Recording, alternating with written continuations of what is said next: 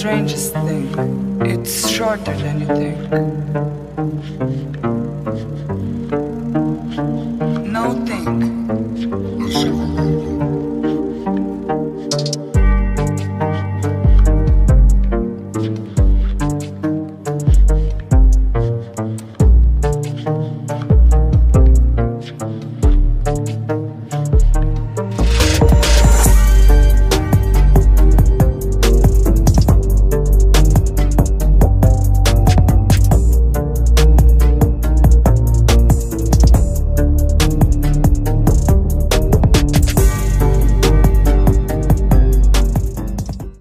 It's your girl Queen Talks Crime, and your girl is back with another video. Make sure y'all like, share, subscribe, comment down below if you have any comments, questions, or concerns. I appreciate all my old and new subscribers, my moderators, and my members. I love y'all very, very much. Okay, so let's go ahead and get started. We are going to be talking about little updates and things for the Jelani Day case. Okay, so I have been looking at the newer interviews with the brother and the mom and seeing what updates they have provided for us. So, here we go. Y'all know I'm going to keep it all the way real and trill. I've been working on many cases, like I said, and if I thought for one second that Jelani Day killed himself or jumped in there, I will let y'all know that. I will be real with y'all. I am not favoring anyone, but I keep it real on all cases. And if he committed suicide or it was an accident, he would have just drove up to it, jump on in. All of his stuff wouldn't be spreaded all over the city. And his license plates wouldn't be missing, and his keys wouldn't be missing, and his phone wouldn't be missing. So this is automatically, by evidence and facts, not a suicide or an accident. So let's get into it. So, Mom encouraged the police to look into foul play because they suggested law enforcement, Peru and Bloomington, suggested suicide. They kept trying to tell them it's a suicide. Was he stressed? Was he depressed? They was asking his brother, Seve. He stated on the news article, on the TV, that they kept asking him, was he depressed? Asking him stereotypical questions. Was it too much being in grad school? Was it too much? His brother said, we're not built like it. We're not built like that. We're not built to give up and all of that. And if he was stressed, he have so much support and family, he said, that he could turn to, that he could reach out to for help. So he didn't have to give up and commit suicide. And they asked, was he on any medication? Was he on any drugs? Was he a gangbanger? Just trying to fit this man, this black man, into a stereotype. And these people, law enforcement, kill me with that shit. Y'all kill me with that. Miss me with that. Every black man is not a gangbanger. Every black man ain't on drugs. And Caucasian males are likely to be all the same as black males. So miss me with the stereotype and the stereotypical questions. Miss your girl Queen. But yeah, Seve described on his interview, they was asking him, kept telling them no. He wasn't on any type of mental medication, and he wasn't depressed and stressed.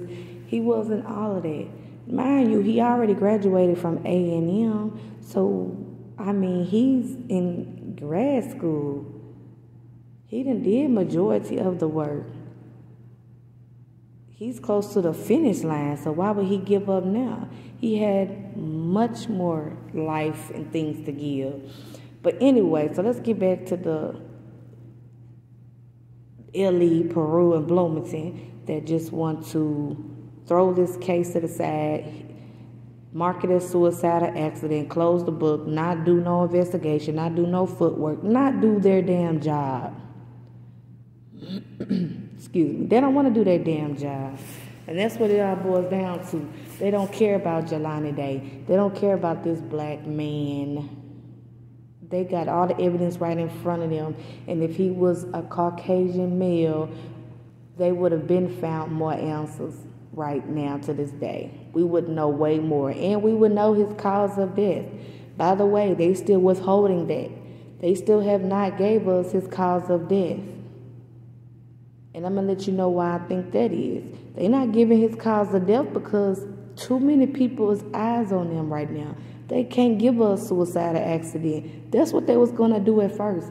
They was going to quickly throw suicidal accident, close the case, and throw it in the back on the shelf. They was not going to do no further investigation, no further searching, no further looking on cameras or footwork. They weren't going to do anything. They was going to throw this case in the back of the office and let it collect dust and stamp it as suicide. Now, they can't do that because they got all eyes on them, all this evidence that points to foul play, all of this evidence that points to homicide. Now they're stuck. They know they can't give the world suicidal accident. So now they got to figure out what to do. But that's what y'all asses get for playing, for not doing your job, not following your oath that you took as a law enforcement officer to serve and protect all qualities of life, all human beings, no matter what the color or race is. Y'all was wrong. That's what y'all get. Fix it. Get out there and do your job. Get out there and do your damn job. But anyway, so the brother says this is definitely a homicide case. And he said when they went to his apartment, the police didn't tape off his apartment. There was no yellow tape. They didn't have nothing where they couldn't touch. They didn't do anything. So basically, most likely, they didn't search thoroughly Jelani's apartment to see who he could have met up with, who he could have last seen. They didn't do their job. They also allowed the brother Seve to take his laptop. And you know, in an investigation, when you go in an apartment, you can't touch nothing, you can't grab nothing. They didn't give a damn. They let the brother take the laptop to search for clues. They weren't going to do anything. They did not have it taped off. They didn't do anything. How foul is that? That lets you know right there they don't care. So we know the police didn't look for clues in his apartment. We know that. And then they also said that the Peru police didn't search until 1 week later after he was reported missing. And they wanted to hurry up and assume that he was depressed and stressed because of school and asking all these stereotypical questions. Yeah, miss us with that. I told y'all we're not trying to hear no suicidal accident because the facts and the evidence doesn't match it. The evidence and facts don't support that.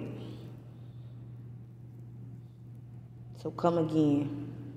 Come again. But yeah, they tried to tell Mom and suggest that it was suicide.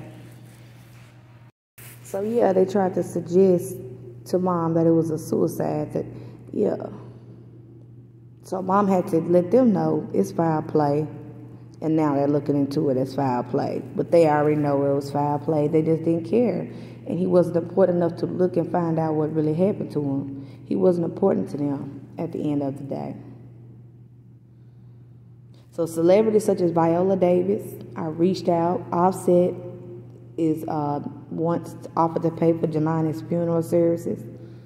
All of this is because Mom fought to have her son out there in the news. And the celebrities are making noise now, and that helps make sure that law enforcement do their damn job correctly and put effort into this man's case. And it's sad that we have to do that just to get equal opportunity. That is so sad. We have to fight and have other people at the top watch them for them to do their damn job. What was the point? What was the point? We have to get other people involved and fight for y'all to do your job correctly, not half-ass or not do the job at all. Ignore evidence. Hurrying up to close the case. Now, Bloomington, Peru, y'all got eyes all over y'all now. So they can't mess up anymore. They can't drop no more balls. And we're still waiting on the manner of death. We're still waiting on the cause of death. Like I said, they can't just give us that anymore because all of the evidence supports and points to foul play and homicide. So they cannot give us accident or suicide. So with that being said, they're stuck. That's why they haven't released it, because they're stuck. They don't know what to do. They don't know how to fix it. Well, you should have did it correctly from the beginning, and you wouldn't be in the position y'all in right now. But it's so messed up to have to go all out just to get equal treatment or justice for your loved one. Not a quick look and, oh, it's suicide. No foul play. Let's close the case. No. Them days is over with. This is not an open and shut case. And unfortunately, this happens a lot all over. We have to keep fighting to stop Ellie from doing this to families all over. That's why it's important to analyze things, work on the case, point things out that don't make sense, ask questions. That's why it's so important. So as soon as he made it to the news, resources were finally used to find him a day or two later. But they was giving the family a very hard time the whole time he was missing. But soon they went to the news and they started to see him on the news. Law enforcement put fire under their ass and found the body September 4th by searching when they should have been searching. Carmen was so disrespected, as y'all already know, that she went to go get her own PI and lawyer to help her and speak for her because the disrespect was unbelievable that she received from law enforcement and the coroner, who's supposed to have passion and empathy for these families of victims. But some have none and shouldn't be in the positions in their jobs at all, period. They shouldn't be in those positions.